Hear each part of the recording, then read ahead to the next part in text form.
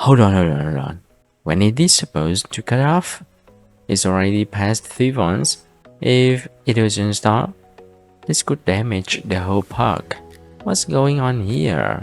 Today let's find out if this BMS actually cuts out in time in order to protect the battery. Hello, this is a 12-volt battery pack I built a few days ago. Let's do a quick check. Everything looks good so far. All the cells are pretty close in voltage. Let's start discharge. Let's try 5 amps. And there it goes.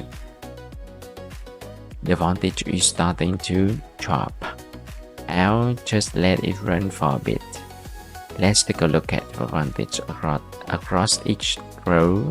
Yeah, they are all dropping gradually, but not at the same level.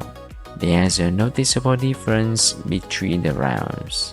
So the real question is, when will the BMS step in? Now we're getting low. This group is dropping faster. This is where protection should happen. And there it is.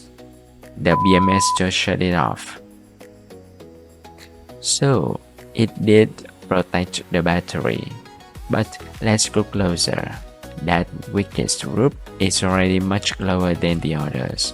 So yes, the BMS stopped it, but only after one group was already struggling. You know, the BMS cuts off based on voltage thresholds. It doesn't prevent imbalance, it just reacts to it.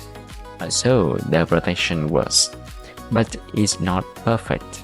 Would you trust this cut off? Or is it already too late? I test things like this all the time. So if you want to see what actually works, hit subscribe. Bye bye, have a nice day.